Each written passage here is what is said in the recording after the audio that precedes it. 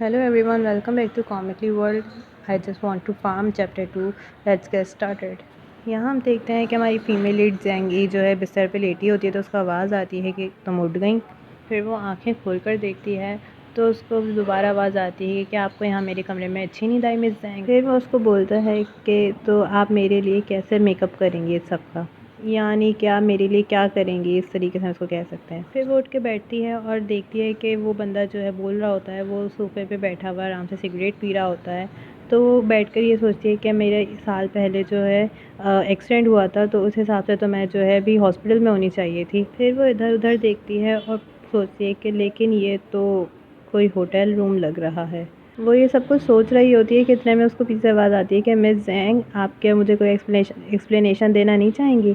تو وہ جو ہے ایک دم سے چونک جاتی ہے کیونکہ وہ اپنی دھن میں گم ہوتی ہے اور وہ بندہ وہ کھڑا ہوتا ہے اور اس کے پاس آتا ہے اور اس کو بولتا ہے you can't just take the words, جو کہ ایک انگلش محاورہ ہے جس کا مطلب ہے کہ ہمیں ریسورسز لکڑی کی طرح جو ہے ایسے بنا کچھ سوچے سمجھے یوز نہیں کر لینی چاہیے اور جو ہے اس کا امپیکٹ کے بارے میں سوچنا چاہیے جو انوائرمنٹ پہ پڑ رہا ہے. تو ایک طرح سے آپ اس کو ریمائنڈر کے طور پہ کہہ سکتے ہیں کہ کانسنٹریٹ اور ریمائنڈر کے لیے آپ اس کو بول رہا تھا.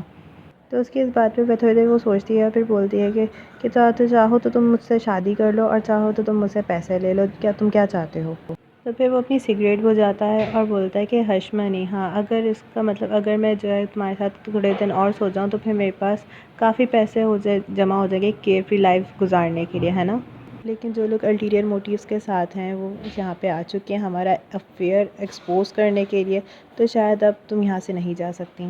پھر وہ سوچتی ہے ہاں میں یہاں سے چل کے تو باہر نہیں جا سکتی. تو پھر وہ اپنی سینڈلز اٹھاتی ہے اور پھر دیکھتی ہے کہ میں نے کیا پہنا ہوا ہے. پھر وہ اپنی پونی ٹیلز کھول لیتی ہے اور اپنے بال جو ہے کھول کے پیچھے کرتی ہے. پھر وہ پیچھے مڑتی ہے اور پیچھے مڑ کے بولتی ہے کہ مجھے اپنا کریڈٹ کارڈ نمبر بتاؤ. تو پھر اس کو جواب دیتا ہے کہ تمہیں اتنا کیسے یقین ہے کہ میں تم سے صرف ہش منی ہی لوں گا. اس کا یہ جواب سن کے تھوڑی دیر وہ خاموش رہتی ہے اور پھر وہ جو ہے پردہ ہٹا کے سائڈ پہ کر کے بولتی ہے کھڑکی کے پاس جا کے کہ جو ہے میرے اسٹیورڈ کو کال کر دینا اگر تم مجھ سے شادی کرنا چاہتے ہو. اپنا ٹیلی فون نمبر بتاتی ہے 138 اور XXX اور پھر جو ہے وہاں سے جو ہے پردہ چھوڑ کے نیچے جمپ کر لیتی ہے اور اس کو حیرانی سے دیکھتا رہتا ہے کہ پھر اس کے بعد دیتا ہے زینگی. پھر وہ خاموش ہو جاتا ہے اور پھر وہ سوچتا ہے کہ اس نے یہاں سے اتنی آرام سے جمپ کر لی، یہ 6th فلور ہے. تو پھر وہ نیچے اترتی ہے اور آرام سے اپنی چپلیں پہنتی ہے اور وہاں پہ بیٹھ جاتی ہے. وہ بیٹھی ہے سوچ رہی ہوتی ہے کہ تھینک گاڈ کہ مجھے اپنی جو ہے دوسرے ورلڈ سے سیکھی ہوئی اسکلس یاد ہیں، کیونکہ وہ تو ٹرانسمیگریٹ ہوئی تھی اور وہ واپس اپنی باڈی میں آئی ہے. تو اس نے جو وہاں سیکھی تھی اسکلس وہ اس کے کام آ گئیں. 6th فلور سے تو پھر اس کے بعد وہاں پہ بیٹھی ہوتی کہ وہاں سے ایک لڑکا بھاگتے بھاگتے آتا ہے اور اس کو بولتا ہے سویٹی سویٹی. تو وہ اوپر مڑ کے دیکھتی ہے تو وہ اس کو بولتا ہے کہ تم یہاں پہ ہو سویٹی، کیا تم واقعی اس راکی کے ساتھ سو گئی تھیں.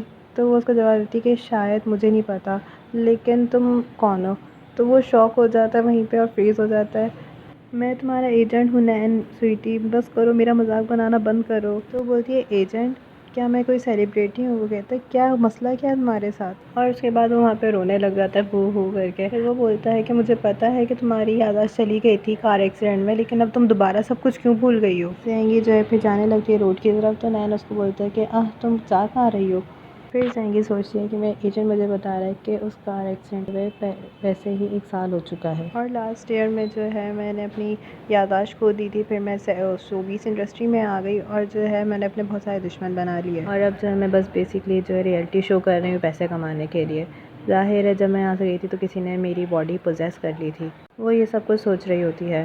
اتنے میں اس کے ایجنٹ کو چھینک آتی ہے اور بولتا ہے کہ ٹھنڈ ہو رہی ہے، کیا تم یہ بھی بھول گئی کہ تم کہاں رہتی تھی. چلو میں تمہیں پہلے گھر چھوڑ دیتا ہوں، پھر جو ہے تم کل میرے ساتھ ڈاکٹر کے چلنا ہاسپٹل چیک اپ کے لیے. تو زینگی اس کو جواب دیتی ہے کہ اس کی ضرورت نہیں ہے، میں نے کافی ٹائم سے اپنی فیملی کو نہیں دیکھا تو میں کیب کر کے وہاں خود ہی چلی جاؤں گی. پھر اس کا ایجنٹ بولتا ہے کہ لیکن سویٹی تم اپنی فیملی سے الگ ہو چکی ہو کافی ٹائم پہلے ہی، اب تم اکیلی رہتی ہو جو اپارٹمنٹ ہم نے رینٹ پہ لیا تھا اس میں. پھر وہ چپ ہو جاتی ہے اور پیچھے مڑ کے دیکھتی ہے. پھر کہتی ہے مجھے اور بتاؤ. اور وہ سوچتی ہے کہ جو مجھ سے پروسیس کری ہوئی تھی میری باڈی کو اس نے کتنی زیادہ ٹربل میرے لیے کریٹ کر دی ہے. پھر اگلے دن وہ اسٹار بلڈنگ کے آفس آتی ہے اور وہاں پہ دیکھتی ہے. پھر وہاں پہ اپنے انکل کو فون کرتی ہے اور سوچتی ہے کہ کیا انکل ابھی اپنے آفس میں ہوں گے، کیونکہ اسٹار بلڈنگ اس کے انکل کا آفس ہوتا ہے، اور وہیں پہ ہم دیکھتے ہیں سی او آفس میں جو ہے اس کے انکل بول رہے ہوتے ہیں کہ میں بہت زیادہ ڈس اپوائنٹڈ ہوں زینگ ای سے۔ Zeng Feng C O of the star entertainment جو کہ اس کے انکل ہوتے ہیں، وہ بولتے ہیں کہ اتنی ٹربل کھڑی کرنے کے بعد، اتنی مصیبتیں بنانے کے بعد جو ہے اس میں اتنی ہمت ہے کہ وہ تمہارے کمرے میں جا کے چھپے، اس کی اتنی ہمت۔ وہ یہ سب کچھ بول رہا ہوتا ہے کہ اتنے میں اس کا فون بجتا ہے اور اس کہتا ہے کہ مجھے بہت غصہ آ رہا ہے، میں اس سے کبھی دوبارہ بات نہیں کروں گا۔ تو پھر اس کا دوست بولتا ہے کہ تمہارا فون